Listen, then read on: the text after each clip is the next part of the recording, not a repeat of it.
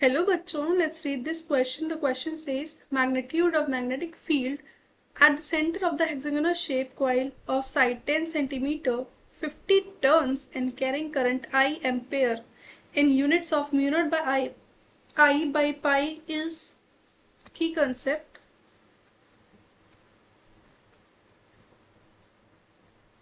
जो की कंसेप्ट होगा वो होगा हमारा magnetic field due to a straight current carrying conductor.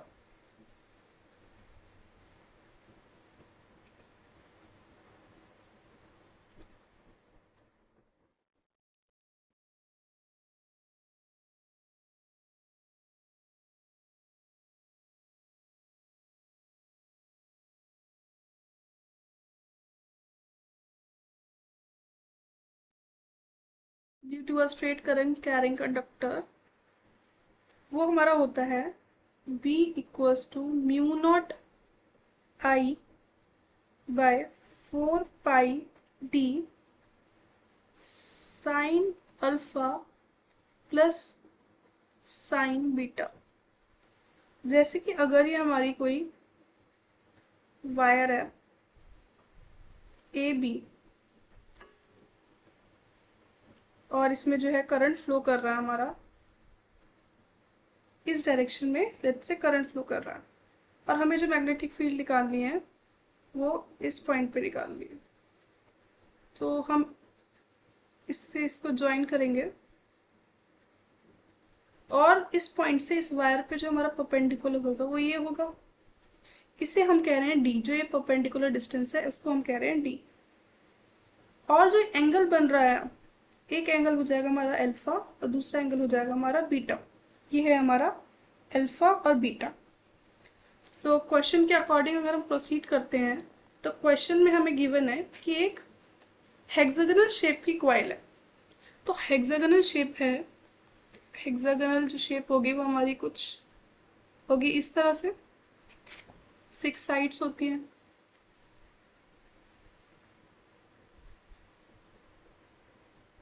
और जो हमारे हेक्सागोनल की कुछ प्रॉपर्टीज होती है कि सारी साइड्स उसकी सेम होती है, सेम जो लेंथ होती है सारी साइड्स की सेम लेंथ होती है। जैसे मान लीजिए इसकी लेंथ हमने ए मान ली तो सारी जो इसकी साइड्स है उनकी भी लेंथ ए ही होगी। और अगर हम ये पॉइंट ओ बोल देते हैं,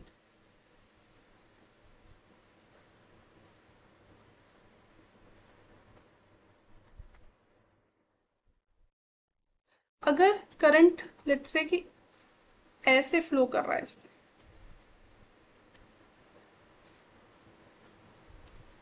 और करंट की वैल्यू हम कैपिटल आई मान लेते हैं, तो जो हमारी हेक्सागोनल की प्रॉपर्टी होती है कि ये जो लेंथ होगी ये भी ए ही होती है। ये जो हमारी लेंथ होगी ये वाली, ये भी ए लेंथ ही होगी। और ये जो परपेंडिकुलर डिस्टेंस आएगा, ये जो हमारा परपेंडिकुलर डिस्टेंस आ रहा है वो क्या होगा, वो हो जाएगा हमारा, और ये वाला जो एंगल होता है ये होता है 60 डिग्री। ये एंगल हमारा होता है 60 डिग्री। और अगर ये एंगल 60 डिग्री है हमारा तो जो ये वाला एंगल होगा वो 30 डिग्री हो जाएगा और ये वाला जो एंगल होगा ये भी 30 डिग्री हो जाएगा। तो जो हमारा ये डिस्टेंस है परपेंडिकुलर डिस्टेंस, जैसे ए बी सी और ये है ओ, तो जो हमारे परपेंडिकुलर डिस्टेंस है सी ओ वो आ जाएगा हमारा ए कॉस 30, ए कॉस 30 डिग्री। ठीक है, तो अगर हमारा जो फॉर्मूला है वो हम लगाते हैं तो ए बी को हम एक फाइनाइट वायर मान लें, तो इस पे हम फॉर्मूला लगाते हैं अपना। तो magnetic field equals to mu not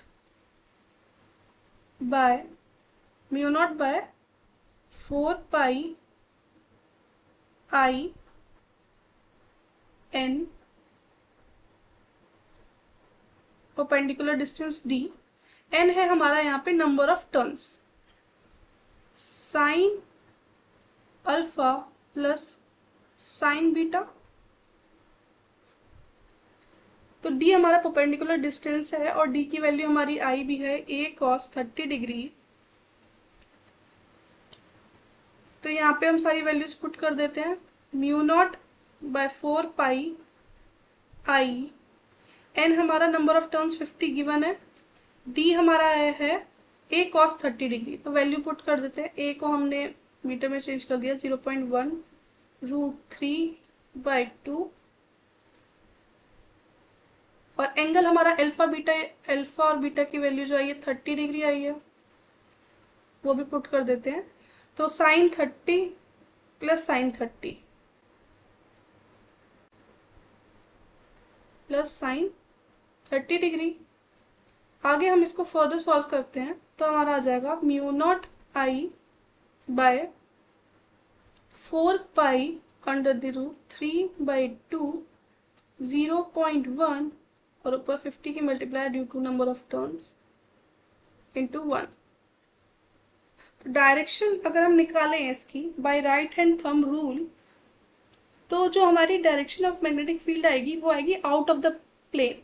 और जो यहाँ पे 6 साइड्स हैं हेक्सागोनल की, उसके थ्रू भी अगर हम जो डायरेक्शन है मैग्नेटिक फील्ड की वो सेंटर पे निकालते हैं तो वो भी आउट ऑफ द प्लेन ही आएगी। तो हम इन सारी जो मैग्नेटिक फील्ड आएगी ओ पे, उनको ऐड भी कर सकते हैं, या फिर ये जो हमारी ए बी से जो मैग्नेटिक फील्ड आई है उसको मल्टीप्लाई बाय 6 कर देते हैं तो भी हमें मैग्नेटिक फील्ड मिल जाएगी पूरे हेक्सागोनल की वजह से, तो तरफ से। तो आ जाएगा 6 into mu naught by I into 50 by 4 pi √3/2 into 0.1, हमारा आ जाएगा mu naught by I pi, ये तो हमें रखना ही है, 300 into 10/2√3। b vector equals to mu naught by I pi 500√3। तो जो हमारा आंसर आ रहा है वो आ रहा है 500√3, option D. So the final answer is option D, 500√3. Hope you understood it well. Best of luck.